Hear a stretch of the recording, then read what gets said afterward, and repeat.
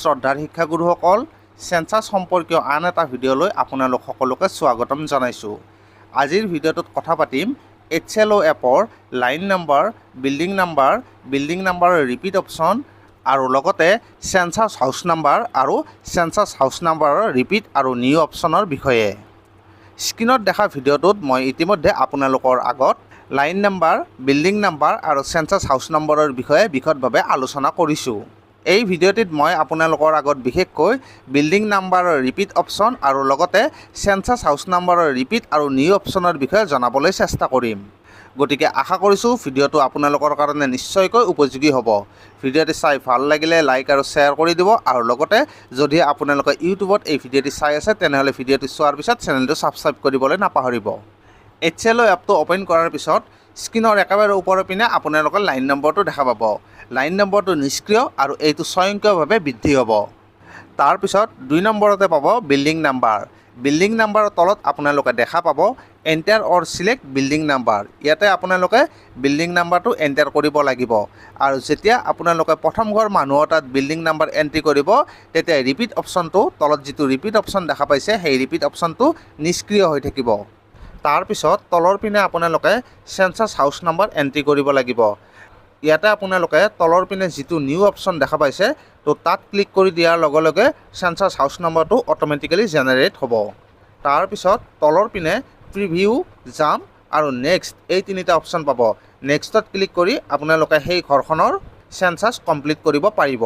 তাৰপিছত যদিহে সেই একেটা বিল্ডিঙতে দুটা বা দুটাতকৈ বেছি সেন্সাছ হাউচ থাকে তেনেহ'লে আপোনালোকে পুনৰবাৰ বিল্ডিং নাম্বাৰৰ ঠাইত বিল্ডিং নাম্বাৰ এণ্টাৰ কৰাৰ কোনো দৰকাৰ নাই। যিহেতু একেটাই বিল্ডিং হ'ব তো তাৰ কাৰণে আপোনালোকে বিল্ডিং নাম্বাৰৰ তলত যিটো ৰিপিট অপশ্যন আছে তো সেই ৰিপিট অপশ্যনটো ক্লিক কৰি দিব আৰু তাত ক্লিক কৰি দিয়াৰ লগে লগে ছেম বিল্ডিং নাম্বাৰটো জেনেৰেট হৈ যাব। তো আশা কৰিছোঁ বিল্ডিং নাম্বাৰৰ তলত থকা ৰিপিট অপশ্যনটো কেনেদৰে ব্যৱহাৰ কৰিব লাগে আপোনালোকে ভালদৰে বুজি পাইছে। ইয়াৰ পিছত আমি চাম সেন্সাছ হাউচ নাম্বাৰৰ তলত থকা ৰিপিট আৰু নিউ অপশ্যনটো কেনেদৰে ব্যৱহাৰ কৰিব লাগে। ইয়াতে নিশ্চয়কৈ বুজি পাইছে যে সেন্সাছ হাউচ নম্বৰটো আমি নিজে এণ্ট্ৰি কৰিব নালাগে। সেন্সাছ হাউচ নম্বৰৰ তলত থকা নিউ অপশ্যনত ক্লিক কৰি দিলে সেন্সাছ হাউচ নম্বৰটো অট'মেটিকেলি জেনেৰেট হৈ যাব। ইয়াৰে পিছত আমি চাম সেন্সাছ হাউচ নম্বৰৰ তলত থকা ৰিপিট অপশ্যনটো আমি কি কাৰণে বা কেনেদৰে ব্যৱহাৰ কৰিম।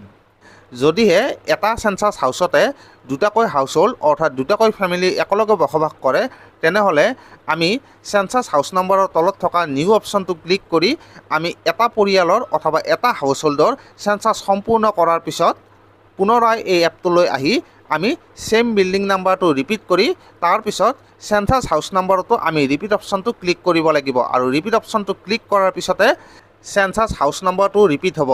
যিহেতু এটা সেন্সাছ হাউচতে দুটাকৈ ফেমিলি অথবা দুটাকৈ হাউচহোল্ড বসবাস কৰে তেনেহ'লে আমি এটাৰ অৰ্থাৎ এটা পৰিয়ালৰ বা এটা হাউচহোল্ডৰ সেন্সাছ কমপ্লিট কৰাৰ পিছত পুনৰাই সেই ছেম সেন্সাছ হাউচত বাস কৰা আন এটা হাউচহোল্ডৰ সেন্সাছ সম্পূৰ্ণ কৰিবলৈ আমি ৰিপিট অপশ্যনটো ক্লিক কৰিব লাগিব আৰু ৰিপিট অপশ্যনটো ক্লিক কৰি আমি নেক্সটত ক্লিক কৰিম আৰু নেক্সটত ক্লিক কৰাৰ পিছত আমি তেওঁলোকৰ সেন্সাছ সম্পূৰ্ণ কৰিম।